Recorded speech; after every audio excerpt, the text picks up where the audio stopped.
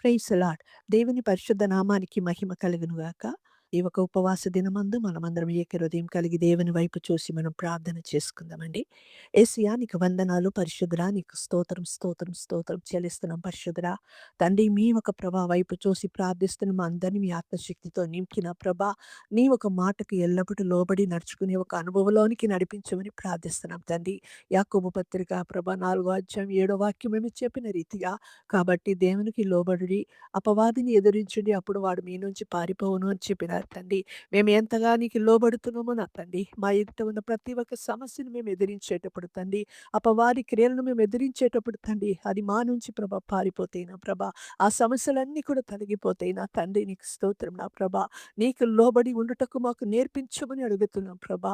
యేసయ్యా నీకు వందనాలు తండ్రి. అవును రాజా, ఎవరు నీ మాటకి లోబడి నా తండ్రి, నీ వైపు చూసినారో తండ్రి, వారి మీద తండ్రి నీ ప్రేమను కుమ్మరించిన తండ్రి, వారి జీవితాల్లో ఎన్నో అద్భుతాలు చేశారు తండ్రి. బైబిల్ గ్రంథములు మేము చదువుతున్నాం తండ్రి.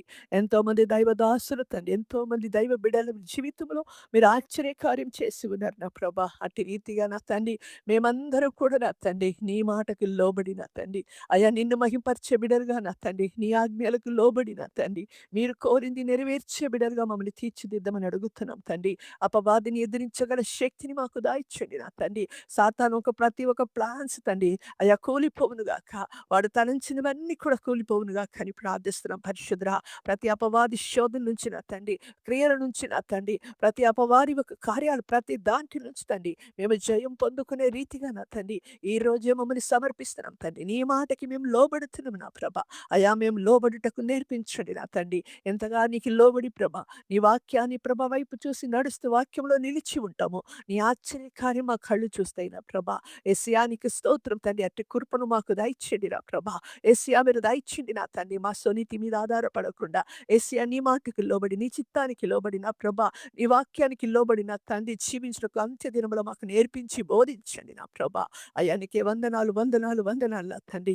అవును రాజా నీకు వందనాలు నా ప్రభ. అయ్యా అలనాడు నా తండ్రి రాజులు నీ మాటలకు లోబడి ఉండేటప్పుడు రాజా, వారి రాజ్యాలు నిలిచిని నా తండ్రి, వారు ప్రతి విషయంలో విజయమును చూసి ఉన్నారు నా తండ్రి. అట్టి రీతిగా నీ మాటకు ప్రభా మేము కూడా నా తండ్రి విధేయత కలిగి ఉండుటకు, లోబడుటకు మాకు నేర్పించమని ప్రార్థిస్తున్నాం తండ్రి.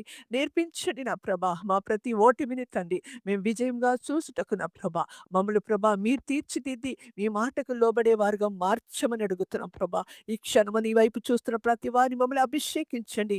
అట్టి బిడలుగా తీర్చిదిద్దండి తండ్రి. ఉపవాస దినములలో ఉంటున్న ప్రతి వారి మమ్మల్ని అభిషేకించండి నా ప్రభా.